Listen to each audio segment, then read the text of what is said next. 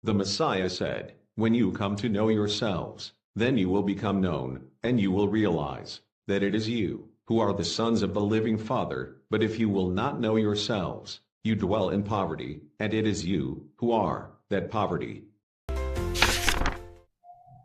Magandang gabi po.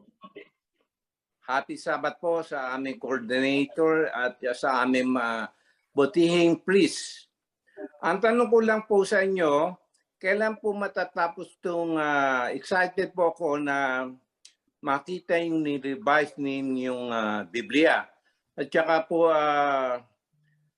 ang tanong ko po yung binanggit niya na para may crab mentality ang mga tao dito rin po sa amin, sa lugar namin.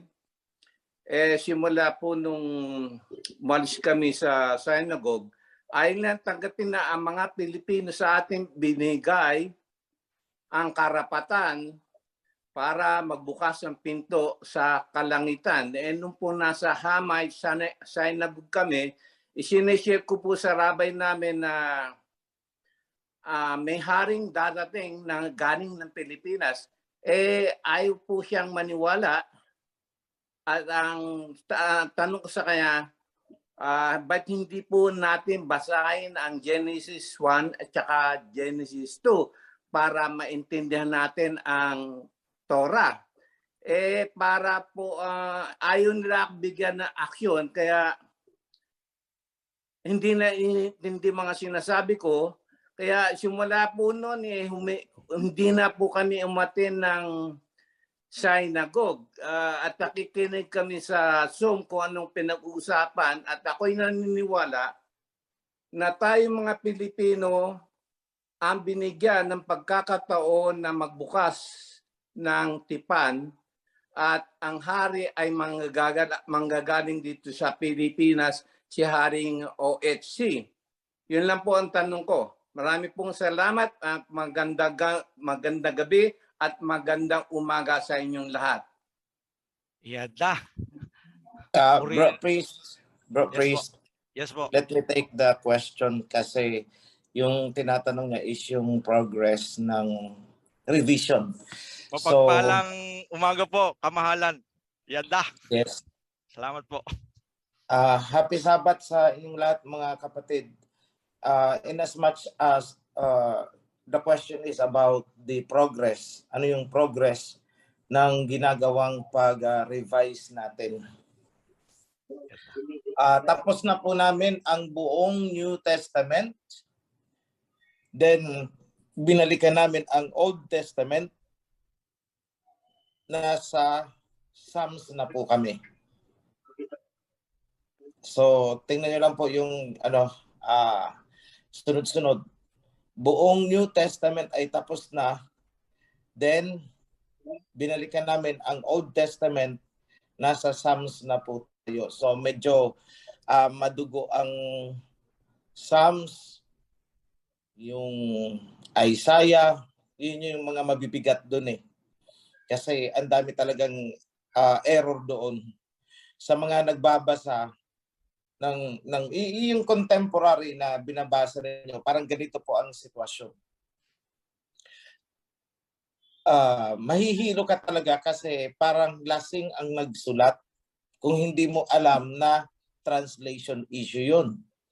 Halimbawa, ganito, parang ganito ang sitwasyon para lang mapicture ninyo kung ano ang nangyari sa ating binabasa na Bible.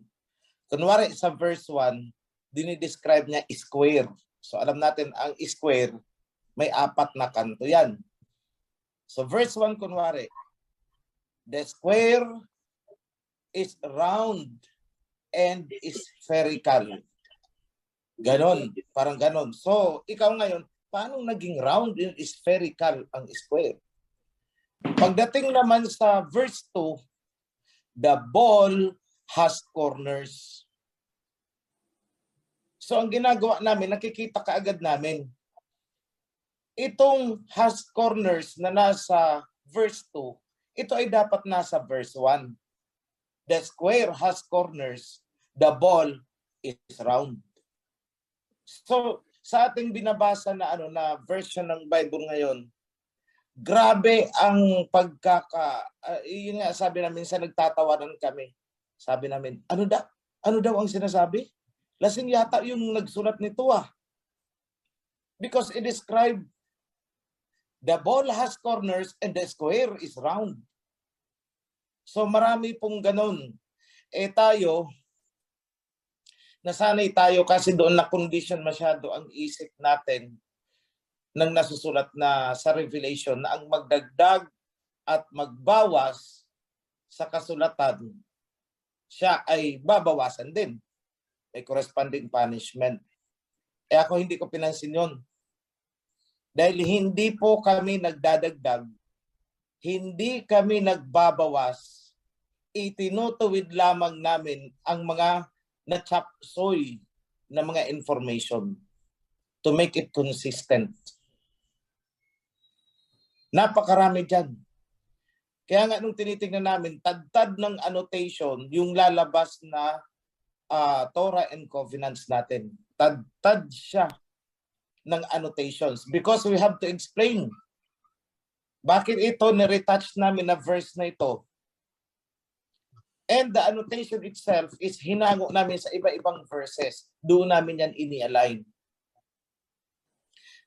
Marahil, pag nabasa ninyo ang Book of Revelation, you will come across doon sa ibigay, early part of Revelation, yung sabi nila, the 7 churches symbolized by the 7 candlesticks. Marami po kaming kinorek dyan. Unang-una, hindi po yun church. Dahil wala pong religion na itinayo ang Misaya. Basahin nyo man, wala siyang itinayo na sekta, wala siyang itinayong religion. So, it is not a church. Pangalawa, candlestick. Hindi po candle Dahil never po na gumamit ng candle sa temple noon since the time of Solomon onwards. Ano ginagamit nila? Oil lamp. So may oil. Hindi candle na itinitirik. So yan po ay kailangan i-correct. Pangalawa, pangatlo pala ito.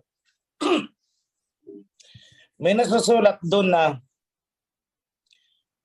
to the angel of the church in Philadelphia, right?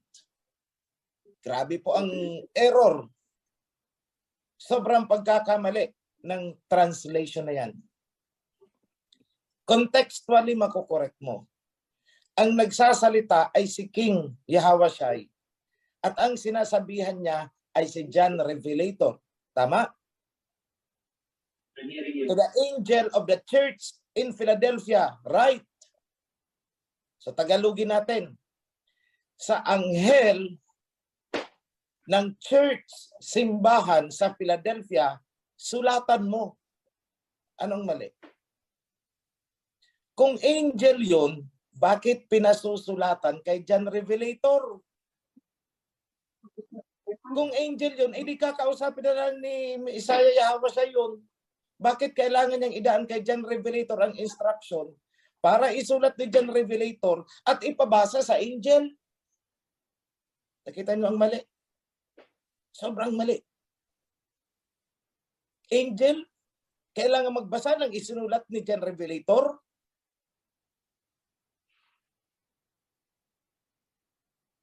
So contextually, maling-mali ito. Ang sinasabihan po ay hindi angel.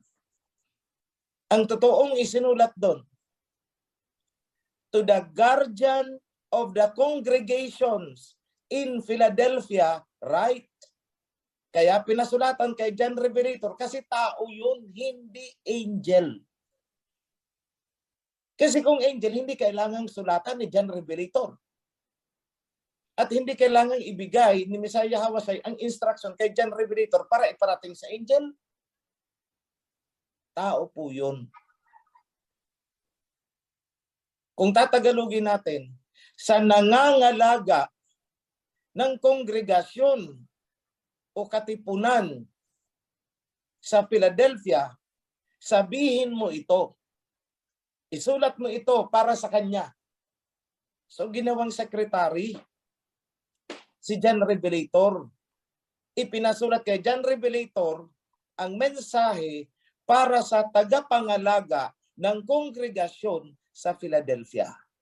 At ang magbabasa ng isinulat ni John Revelator ay ang tagapangalaga ng kongregasyon sa Philadelphia in the last days. Hindi po anghel ang magbabasa ng isinulat ni John Revelator. You see? Kung paanong ginawang chapsoy ang binasa natin. Ginawa nilang church para makapagtayo sila ng mga sekta-sekta. Pero ang totoo, hindi church. Congregation. Katipunan, pagtitipon ng mga tao. So mahaba pong journey ito. Maraming nag-question sa akin. Ano daw ba ang karapatan ni OHC na i-revise ang Bible? Simple lang ang sagot ko sa mga nagpapatutsada ng ganyan.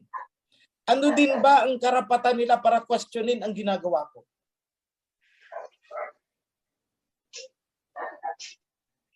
Pangalawa, ang Bible ay isinulat ng mga Hebro para sa mga Hebro. Ano ang karapatan ng mga Japhetites para sila ang magsalin niyan? Wala silang karapatan, itong mga Japhetites. The manuscripts were written by Hebrews. For the Hebrews, for the guidance of the Hebrews. Pinakialaman nila sapagkat hindi na nila tinantanan ang Israel noon, ang Israel ni Jacob. Hanggang sa kinuha nila ang lupain. Kaya andyan sila hanggang ngayon.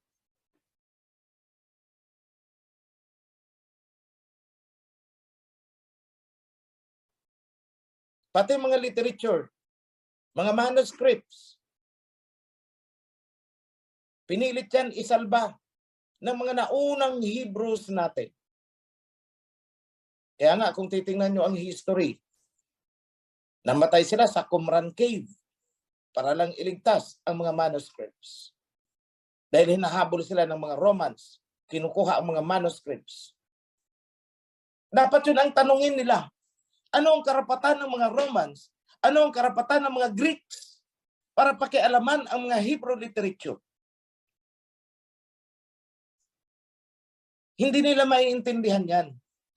Dahil ang Bible ay isinulat in Hebrew sa konteksto at kultura ng mga Hebrew. Kung hindi mo alam ang kultura ng mga Hebrew, hindi mo maiintindihan ang pinakakahulugan ng Torah and Covenants. It takes a Hebrew para maintindihan yan. Kaya nga unang pasada ko pa lang, kita ko kaagad, ay nako, eto pala ang mga diferensya. Biruin mo, yung tagapangalaga ng kongregasyon o kalupunan sa Philadelphia, ginawa nilang anghel. At yung anghel na yun kukunin ng instruction mula sa isinulat ni John Revelator. Di ba maling-mali? Bakit? Kung anghel nga yun, eh di sana, ididirekta na ni Messiah Yahweh sa yung instruction niya sa anghel. Bakit kailangan pang idaan kay John Revelator?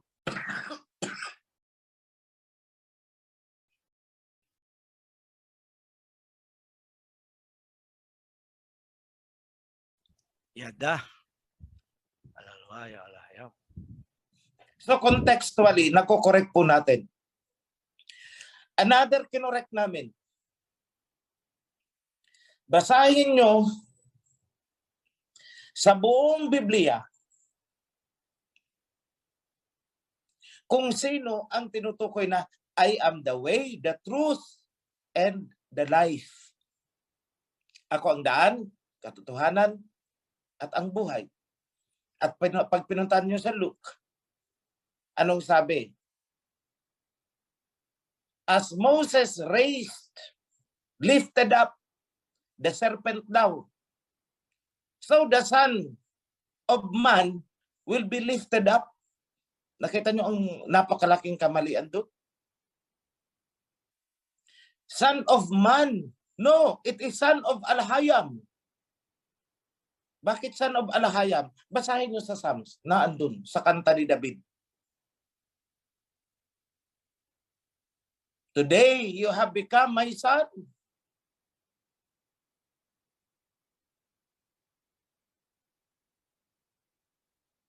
Sabi nila, si David daw ang sinasabihan nun. Hindi po si David.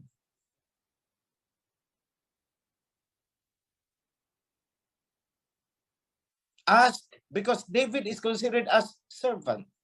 Ask from me and I will give you the nations. At pag dinugtong mo, makikita mo na binigyan siya ng authority to sit beside me on the throne. O hindi si David yun. Si King Yahweh siya yun.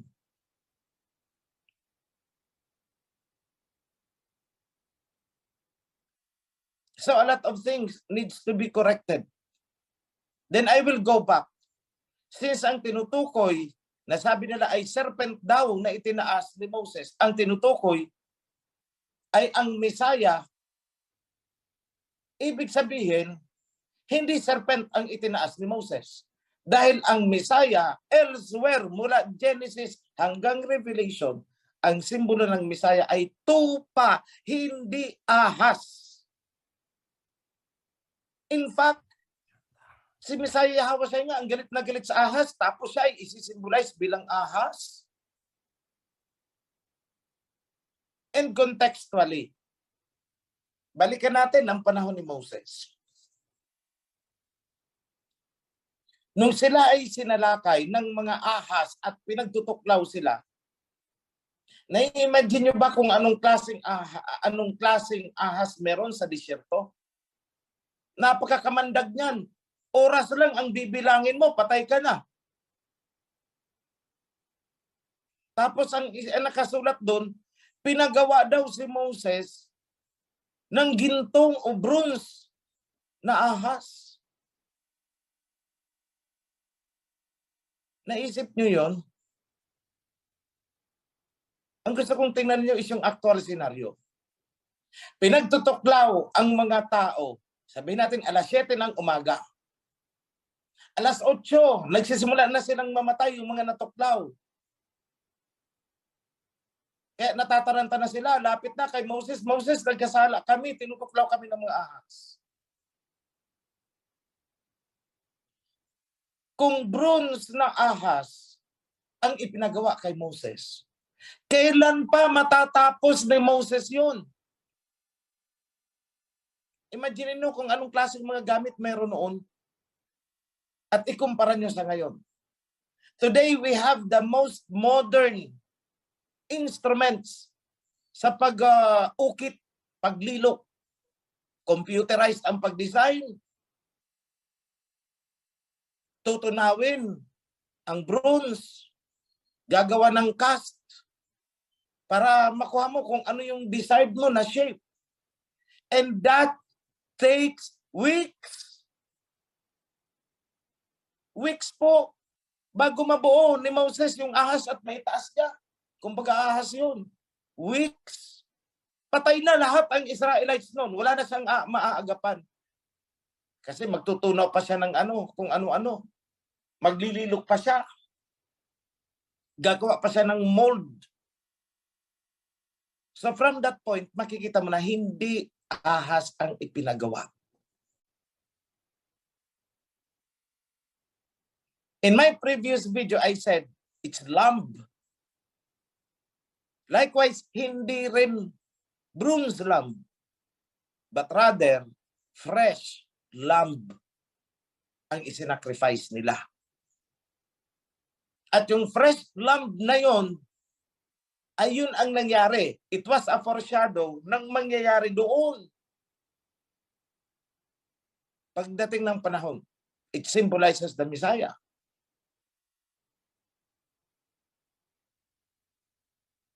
Ngayon, kasi meron daw ginawa na dinurog pa at a later time, yung ginawa ng panahon ni Moses. Yung dinurog at the time, panahon yata ni Joshua na pinatigil yung na yun. Kasi sinasamba na ng mga tao. Ginawa lang po yun at a later time to commemorate, maybe to commemorate yung pangyayari sa panahon ni Moses. Hindi yun ginawa ng mga estatwa na yun sa panahon ni Moses dahil wala silang panahon noon. Nagkakamatayan na ang mga Israelites. Nagtutunaw pala sila ng bronze. By the time na matunaw ang bronze, ay ang dami ng patay. Wala na talagang aabutan na buhay. So it's a fresh lamb. Contextually, it will synchronize with the information hanggang sa New Testament na sinasabi na as Moses lifted up the serpent, so the son of Al-Hayam will be lifted up. Contextually, as Moses lifted the lamb, and so the son of Al-Hayam will be lifted up. Bakit lamb? Kasi yung son of Al-Hayam, si Messiah, ay sinisimbolize po ng tupa. Kaya nga sa Book of Revelation, anong nasusulat? And I saw a lamb standing in Mount Zion, with him is 144,000 sealed by the name of the Father and of the Son. Oh, lamb siya. Hindi siya serpent ang symbol niya, kundi lamb. Marami pong ganyan kami na talagang kinoreksyon na namin.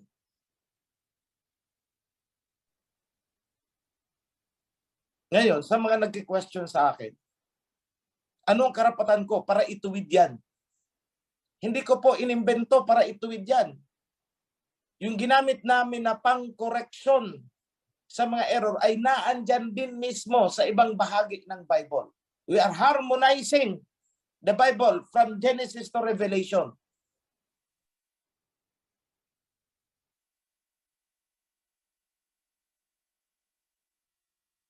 What gives me the authority to do it?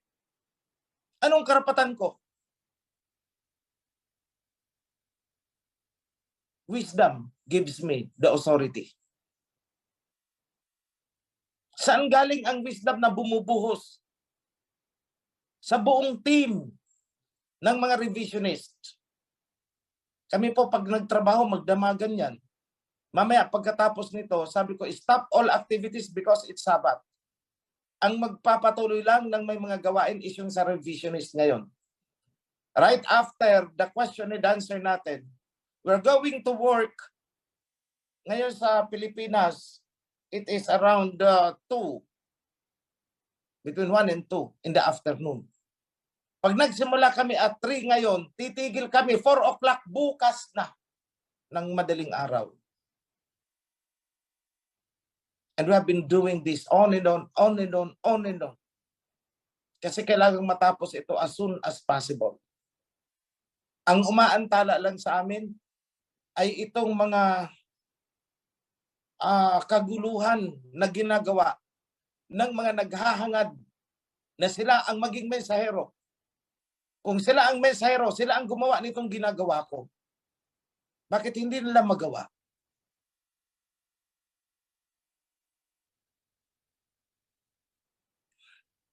Maraming nagkiklaim na sila ang mensahero. May nagkiklaim na siya ay kinurunahan daw. Na may corona siya at may setro, ay di ikaw na. Pero isa lang ang tanong ko. Nasaan ka nung wala ako? Bakit hindi ka nananaginip ng ganyan nung wala ako? Bakit ang mga pangyayari ay hindi naman tumutugma sa iyo? Ano mga pangyayari na yon?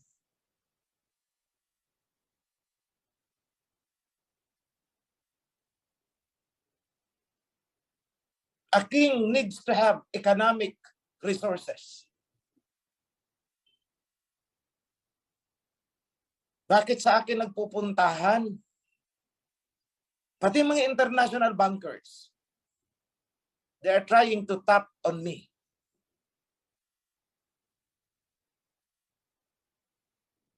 Isang kandidato nga sa presidency natin eh. Ngayon, dito sa ating bansa, anong sabi? King OHC, wag kang mawawala sa tabi ko, kailangan kita. Win or lose. Bakit? Bakit ang mga taong ito nagdadatingan?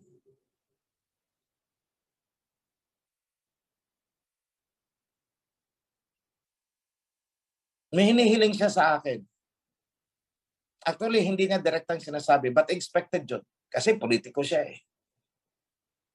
At bago pa tayo nakilala, nakapag-file na siya ng candidacy.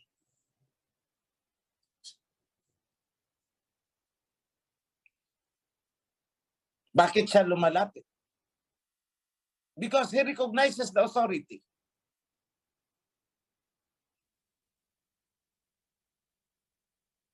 Bakit kinikilala tayo ng China?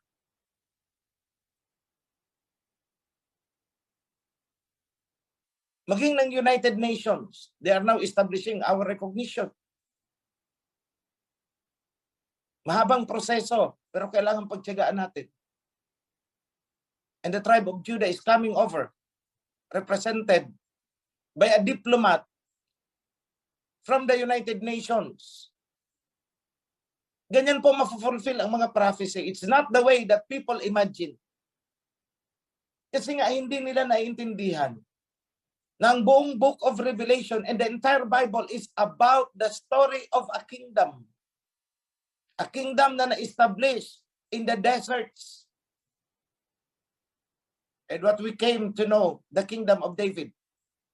Nawasak yun. Pero kung susundan mo ang isinulat ng mga prophets, muling babangon, and nasa Amos yan. And I will rebuild the tent of David. Andiyan na naman ang corruption sa translation. Tent of David, tulda. So, anong ini-imagine ninyo? Tulda, may tukod-tukod, may trapal. Yun ang ini-imagine ninyo habang binabasa ninyo yan. But the right translation would be, and I will restore the kingdom of David. Yan po, mga bagay na yan ang itinutuwid namin. Because may promise kay David. Anong promise kay David? The throne of David will never be empty. Ibig sabihin, hanggang sa kaduluduluhan, hanggang sa dumating si King Ahasuerus, may aabutan siyang nakaupo sa throne of David. Ibig sabihin, there is kingship over the people.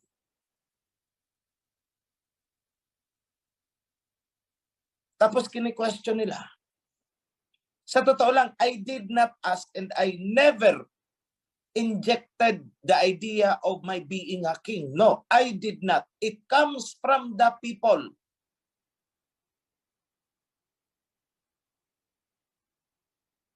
And it comes from different people na hindi magkakakilala.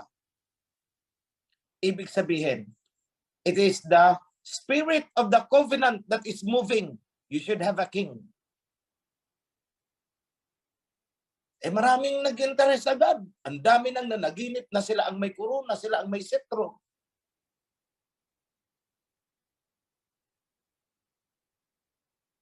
Kaya ang mga kilos at galaw nila ay para matupad daw ang kanilang mga panaginip. May nananaginip na si Moses. My goodness, Moses, nahuli ka.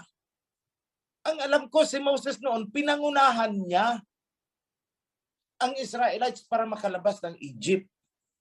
Kung i-adapt mo, sasabihin ng taong ito na siya si Moses, bakit nahuli naman? Kung kailan nakalabas na, tsaka dumating ka, Moses?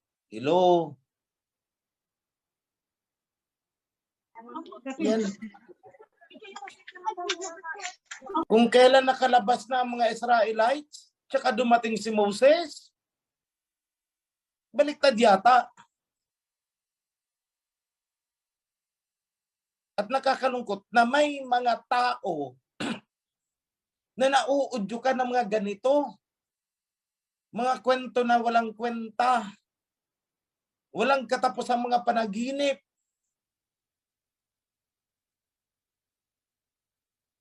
At tumatalon mula sa covenant. Basta sila daw ay pumupuri lang din sa Aba. Yahweh, siya din daw sila. Hindi na lang nila naisip na may nasusulat dyan, salita mismo ng Messiah. Hindi lahat ng tumatawag sa akin, Yahweh siya ay makakapasok sa aking kaharian. Kundi sila lamang na sumusunod sa kagustuhan ng aking Ama. That is the key. Ano ang kagustuhan ng Ama? Saan mo malalaman kung ano ang kagustuhan ng Ama?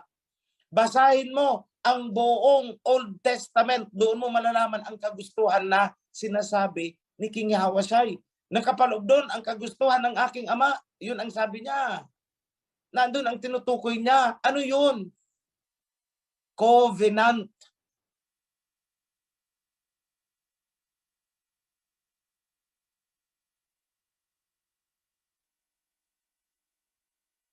Nung dumating si Messiah Yahushua, ni-remind niya lang ang Israelites. Kaya nung sabi niya, seek ye first the kingdom and His righteousness. Tapos umentra ang mga sekta. Nung marami nang naghahanap ng kingdom, saan itinuro ng mga sekta? O si Ellen G. White, itinuro tayo sa kalagitan, sa mga alapaap, pantasya ng isang bulaang propeta. Wala pong kingdom of heaven na nasa alapaap. Ang tinutukoy is yung kingdom ni David na muling ibabangon ayon kay Prophet Amos.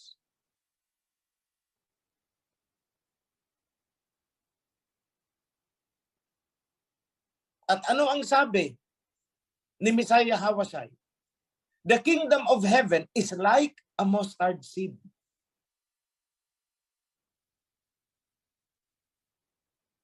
Isang buto. Napakaliit na buto.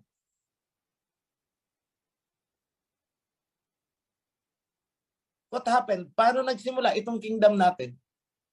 How did it started? Isang buto. Mag-isa ako nung sinimulan ko to. At nung lumago na, ang dami ng gustong mag-claim. Ay, ang kakapal po ng mukha. Sorry for the word. Pero ang kakapal talaga ng mukha nitong mga nag-claim na to.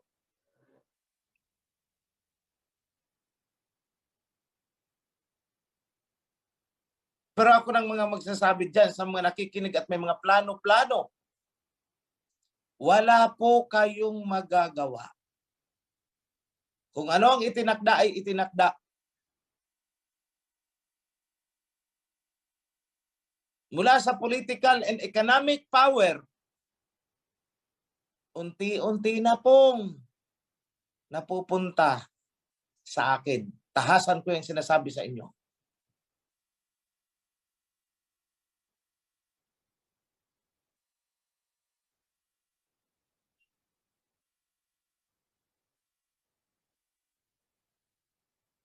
The king has the economic authority. Do I have? Yes, nagsisimula na po. Ayoko na magbigay ng detalye.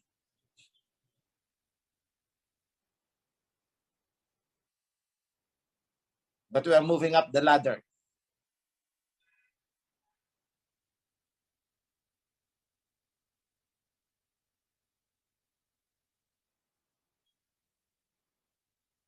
Time will come.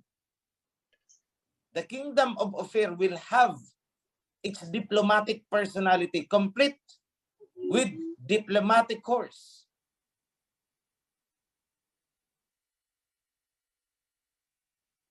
It will be defined as an enclave within the Republic of the Philippines. And it will be duly recognized by the government of the Philippines and by the United Nations sa ayaw at gusto ng sino man. Because naitakda na yan. Book of Revelation, the kingdom of this world, tinutukoy ang kingdom na sinimulan, has become the kingdom of Yahweh, the great transformation. And in the kingdom, what prevails? Righteousness and truth. Yada. Happy Sabbath, mga kapatid.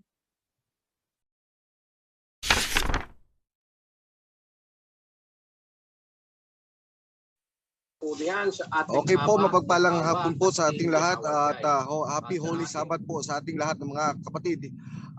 Nandito po kami ngayon sa ating mga kapatid. Gusto ko lamang po sanang ipakilala itong ating mga kapatid na katutubong Iraya o ang katutubong mangyan ng Mindoro, na kung saan po sila po ay handa na pong magbalik loob sa ating Abayahaw, ating Misayahaw Siyay, na muli na silang makapagbalik loob at pumasok. Nais ko pong ipakilala sa inyo ngayong umaga ang ating pong tatay, Amayan, na kung kanilang tinuturing at kumbaga siya po ay yung punong tagapagsalita ng lahat ng mga katutubo na mangyan dito po sa isla ng Mindoro. Nandito po si Tatay Amayan, kasama ko po ngayon, nandito po sa aking tabi. Ito po. Yada. Yada. Yeda, Yada. isang pagbati, kapatid. Yada. Ayun na po. May gusto akong iparating. Ito ay hindi na inabutan ng ating brother Joven ACC kagabi. Kasi nakaalis na yata siya sa meeting. May pinoproseso ako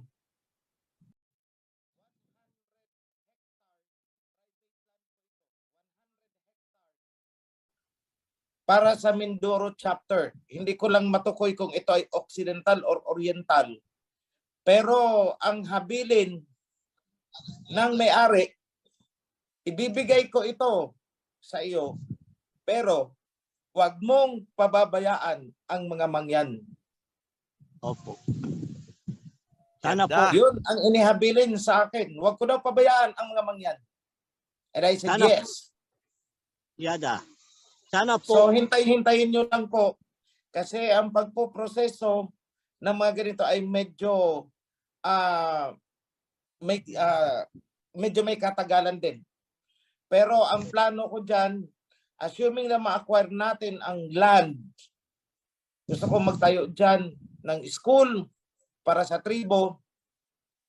Gusto ko magtayo ng hospital para sa tribo. Yada. Yada. So, wag lang po kayong mag-expect na agad-agad mangyayari. Kasi lahat ng bagay ay may kanya-kanyang kapanahunan. Marami po kaming pinaplano dito sa taas. Ito ay hindi lang para sa mga mangyan. Doon naman sa parte ng Mindanao, we are working on i-develop din yon as community. Nasa proseso din ang mga papeles nun. Pinag-uusapan na kung paano ang gagawin. So lahat po yan, kapag nakuha na natin ang mga land at sasabay din dyan, bubuhos din naman ang sinasabi kong economic resource. Then unti-unting aangat ang mga tribo. So hindi agad-agad dyan. Ako'y hindi nangangako ng langit at lupa. Ang akin is sisikapin ko kasama ang mga nasa mataas na pamunuan na ito ay may sakatuparan natin.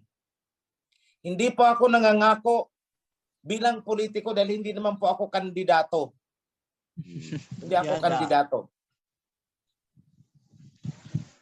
So yan lang po ang panawagan ko sa mga tribo. Kasama na po kayo mga mangyan.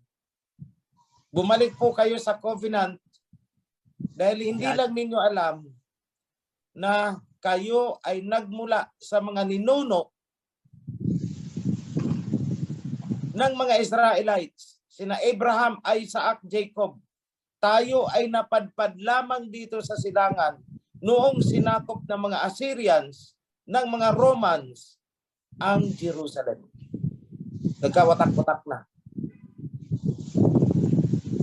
Pero gaya ng ipinangako ni King Yahweh, in the last days, muli tayong titipunin. At nangyayari na po.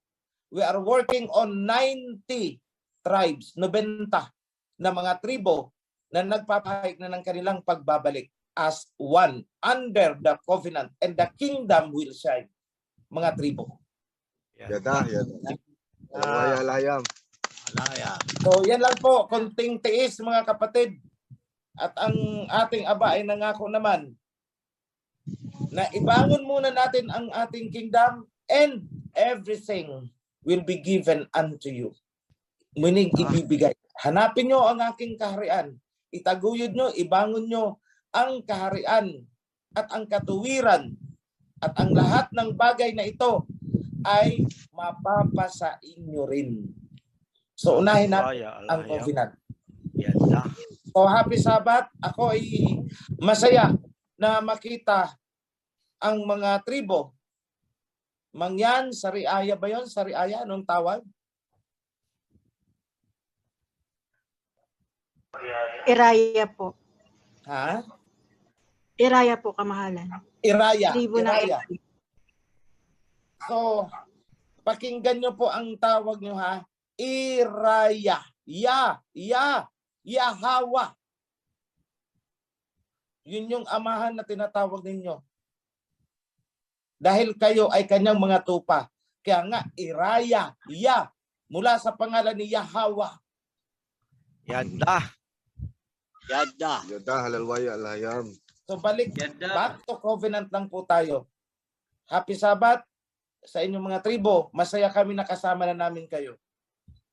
Yada. Alalaya, alayam.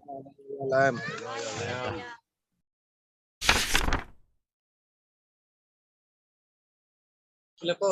In behalf of CC sa CCN HTC po namin, may tanong po. Rinig po ako diyan mga kapatid. Yes po. Opo. Continue po. Clear po. Salamat. Happy Sabbath po sa ating halahe at saka sa lahat. Ay special mention Sabbath po. Ngayon may tanong po ako. In behalf of sa aming ACC. Pero parang nasagot na rin ng medyo pahapyaw kanina. Ang kapangyarihan ni Herodes noon na pumatay at sumira sa paghahari ng Messiah, ng ating King Messiah, ay nagawa niya noon. Hindi po ba mayroong dapat katakutan sa ngayon sa itinatayo nating kingdom, sa itinayo ng ating mensahero, ng ating hari, ay hindi lang po kasi ang pana ngayon ng lahi ni Herodes ay malayo na talaga mararating. Mula sa kanila hanggang dito. Yun po, may wala po ba tayo dapat katakutan? Sabagay sabi nga kanina ng ating mahal na hari ay patuloy na may uupo sa kanyang kingdom. Yun lang po. Salamat po mga kapatid. Yun lang po. Yada. Puri ng alayam sa buhay mo. Brother Eliseo ng Aurora. Ang tanong mo, may dapat ba tayong katakutan kapag tinatayo na po yung kingdom dito? Ang sabi po ng Torah, huwag tayong matakot sa tao na pumapatay lang ng kaluluwa ng tao, pumapatay sa ating kapwa-tao. Katakutan natin yung alahayam na kumukuha sa iyo at sa akin. Alam niyo po ba yon? Yun ang katakutan natin. Ba't ka matatakot? Nasa loob ka na ng covenant, sinave ka na nga ng alahayam eh. Pinasok ka na ng minsahero, binuksan na niya yung susi para makapasok at ako. Kayo tayong lahat sa covenant. Di ba? Binuksan ng minsahero yung susi ni David. Pinapasok ka at pinapasok ako sa covenant. Ba't ka pa matatakot? Ako ito sasabihin ko sa inyo. Sa totoo lang. Para po sa kapurihan ng alayam, ako ngayon, kahit mamatay ako ngayon, hindi na ako takot. Bakit? Kasi pag ako namatay ngayon, o kayo man namatay ngayon, sa oras na ito, muli kayong bubuhayin ng alayam sa mga unang bubuhayin sa mga patay. Yada, nakuha nyo? Kaya hindi kayo dapat matakot ng tao. Huwag kayong matakot. Okay. Oh, yes po, kamahalan. Kayo po. Salamat, Bro Noy. Noy, pakibase sa kanila. Yes. Yung Sagot tayo ni tap ang aking signal.